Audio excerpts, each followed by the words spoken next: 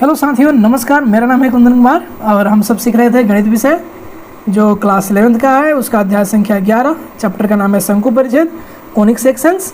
आज जो हम लोग करने वाले हैं इसका भाग संख्या 11 करने वाले हैं। इससे पहले हम लोग भाग संख्या 1 से लेकर 10 तक कर चुके हैं।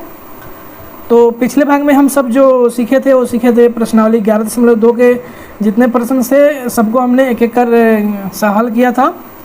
आज के इस भाग में हम लोग सीखेंगे, सबसे पहले जानेंगे दीर्घवृत्त क्या होता है, उसके बाद अर्ध दीर्घ अक्ष, उसके बाद अर्ध लघु अक्ष, उसके बाद दीर्घवृत्त के केंद्र से नाभि के दूरी के बीच संबंध क्या होता है, उसके बाद कुछ दीर्घवृत्त की विशेष स्थितियां हैं कि दीर्घवृत्त कब वृत्त बन जाता है। ठीक है, उसके बाद हम देखेंगे उत्केंद्रता। ठीक है, तो चलिए बिना किसी देरी किए हुए इसको हम शुरू करते हैं। तो आप ध्यान से देखिए, यहाँ पे ये जो फिगर आपको दिख रहा है, जो अंडाकार शेप में दिख रहा है आपको, इसे ये होता दीर्घवृत्त है, अर्थात इसमें एक शब्द तो वृत्त लगा हुआ ही है, तो ये वृत्त जैसा ही होता है, लेकिन वृत्त को जब ऊपर से और नीचे से थोड़ा चिपका हुआ होता है तो इसको हम दीर्घवृत्त कहते हैं। ठीक है, वो होता है पूरा ऐसे ही वृत्त के जैसा ही, लेकिन चिपका हुआ होता है। पहचानने का तरीका यही है, तब हम इसे क्या बोलेंगे, दीर्घवृत्त बोलेंगे। इंग्लिश में क्या बोलेंगे, इसको एलिप्स बोलेंगे। तो देखिए इसका क्या परिभाषा है, इसका परिभाषा जो है एक किताब में दिया हुआ है, तो हमें जान लेना चाहिए। तो इसका जो परिभाषा है बोल रहा है, एक दीर्घवृत्त तल के उन बिंदुओं का समुच्चय है, सेट्स हैं, जिनका तल में दो स्थिर बिंदुओं से दूरी का योग अचर होता है। अचर होता है मतलब नहीं बदलता है। ठीक है, तो दो स्थिर बिंदुओं को दीर्घवृत्त की नाभियाँ कहते हैं।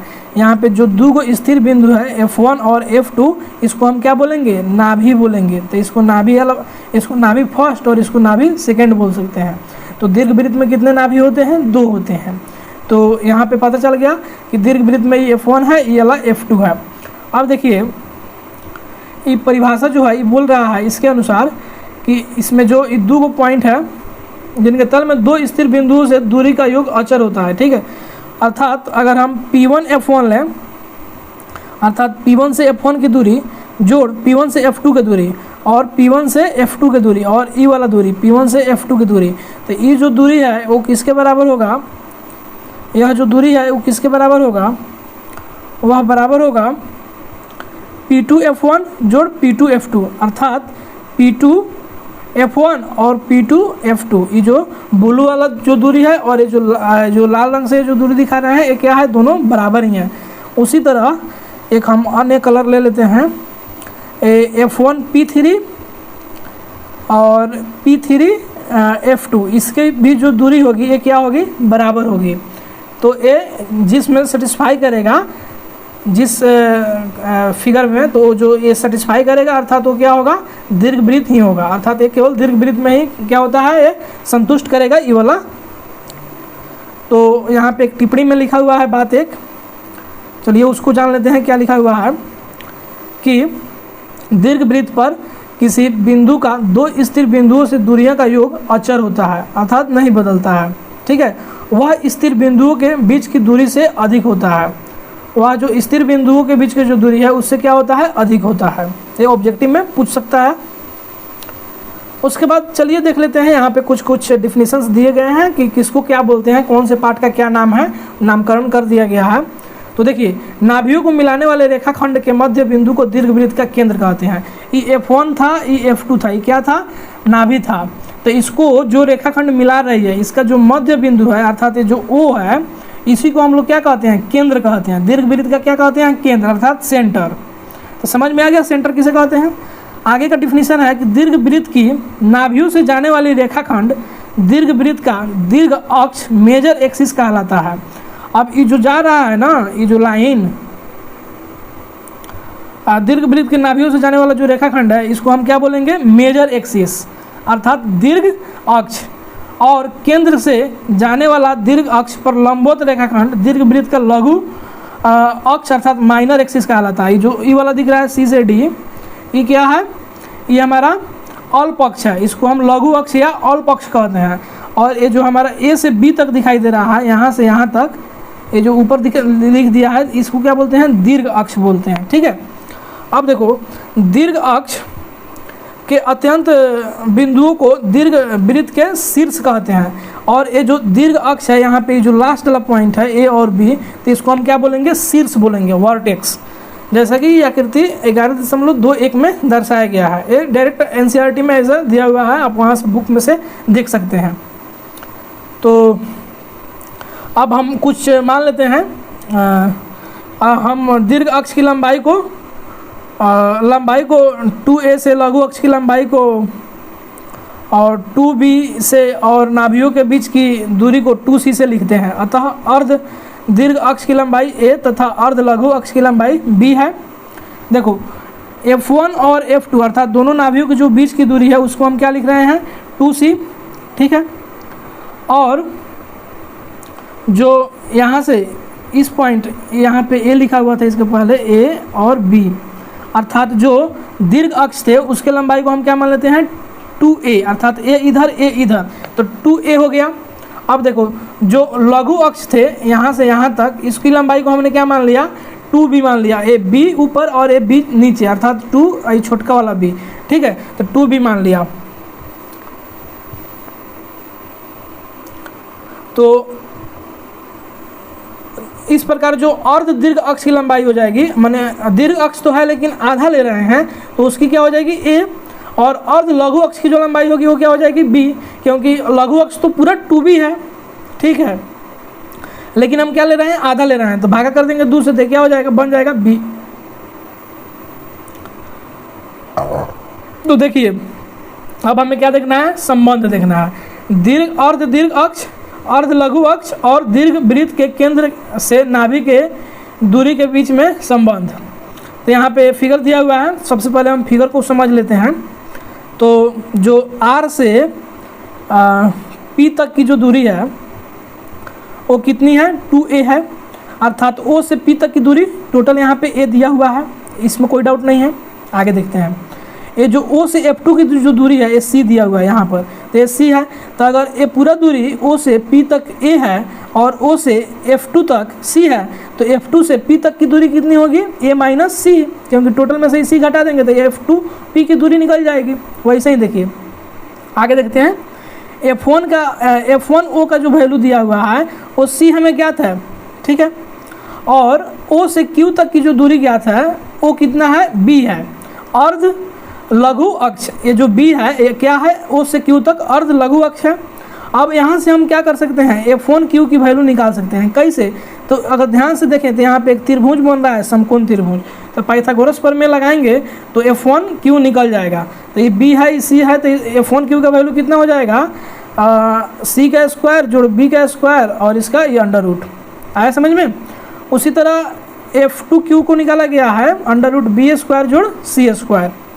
ठीक है, तो आकृति 11.23 में दीर्घ वृत्त के दीर्घ अक्ष पर एक अंत बिंदु क्या ले लिए, P लीजिए। तो यहाँ पे ये अंत बिंदु P ले लिए। अब बिंदु P की नाभियों से दूरियों का योग हम निकाल रहे हैं। तो देखो नाभि एगो F2 है और एक F1 है, तो एक दूरी क्या होगा, F1P जोड़ F2P। ठीक है, अब देखो हम F1P को दो पार्ट में लिख सकते हैं, एक लिख सकते हैं F1 से O और एक लिख सकते हैं O से P। एक हम दूरी चल रही है F1 से O तक और एक दूरी चल रही है F1 से O से P तक।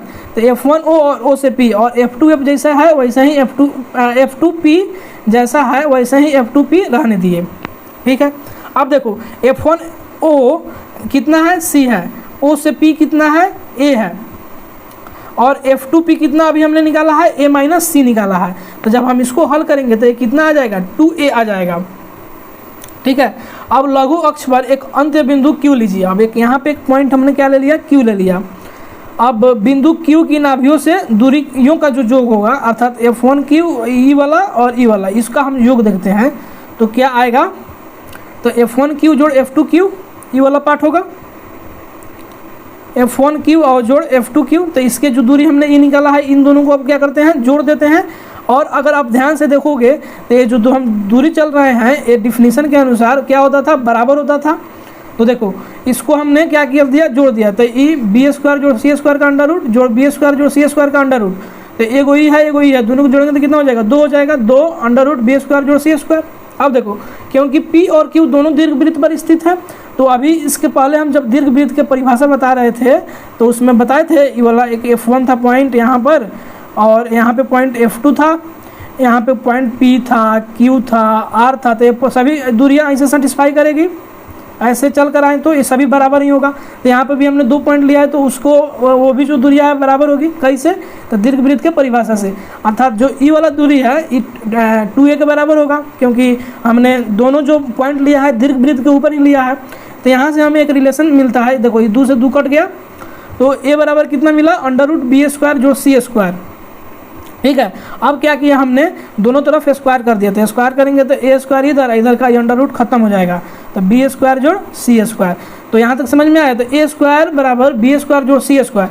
अब देखो सी को हम ऐसे भी लिख सकते हैं, ये बी स्क्वायर को इधर घटा दिए अंडर रूट में कर दिया, अर्थात अंडर रूट ए स्क्वायर घटा बी स्क्वायर।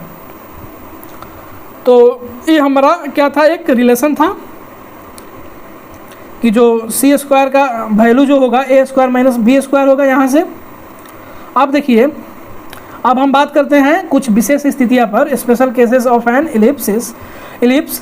तो देखो उपरोक्त प्राप्त समीकरण सी स्क्वायर बराबर ए स्क्वायर माइनस बी स्क्वायर में यदि हम ए का मान स्थिर रखें, जो ए वाला मान है क्या करते हैं हम स्थिर रखें, और सी का मान 0 से ए तक बढ़ाएं, जो सी का जो वैल्यू है वो क्या कर रहे हैं 0 से ए तक बढ़ा रहे हैं, तो परिणामी दीर्घवृत्त का आकार निम्नांकित प्रकार से बदलेंगे। अगर सी बराबर क्या हो जाए 0 हो जाए तो दोनों नाभियाँ दीर्घवृत्त के केंद्र में मिल जाती है, तो जो नाभि होगी दोनों तो वो कहाँ जाएगा, सेंटर पर ही आ जाएगा, अर्थात F1 बराबर हो जाएगा F2 के, और यहीं क्या होगा सेंटर भी हो जाएगा।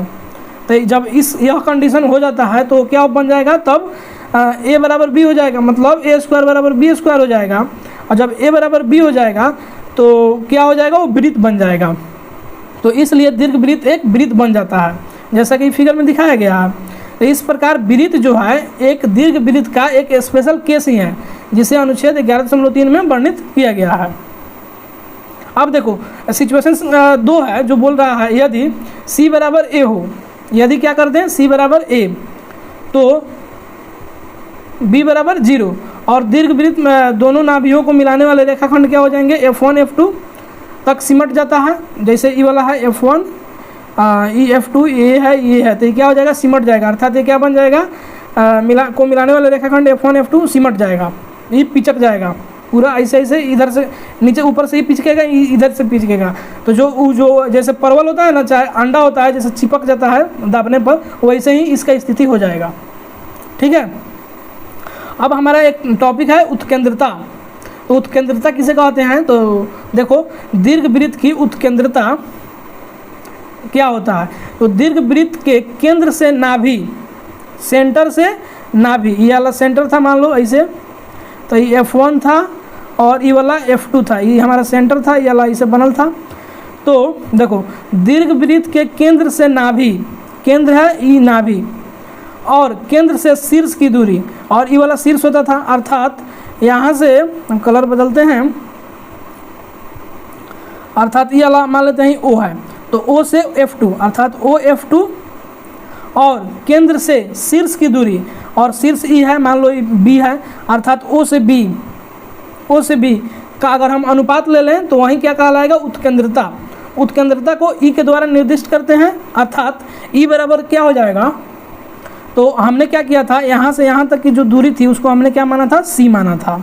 ठीक है, और ये जो टोटल दूरी थी ओ बी उसको हमने ए माना था पहले एजम्पशन के अनुसार। तो जो ई होगा वो क्या हो जाएगा, जो हमारा ई होगा वो हो जाएगा ई बराबर सी बटा ए।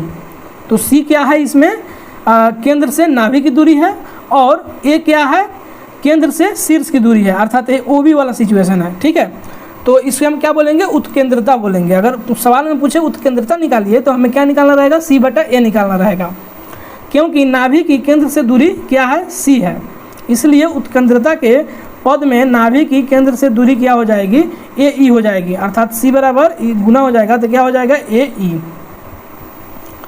तो उम्मीद करते हैं यहाँ तक समझ में आया होगा। आगे वाले जो भाग में हम लोग देखने वाले हैं वो देखेंगे दीर्घवृत्त का मानक समीकरण अर्थात standard equation of N ellipse, उसके बाद नाभिलंब जीवा अर्थात लेटस रेक्टम। तो आपका बहुत बहुत धन्यवाद। मिलते हैं अगले भाग में। जय हिंद।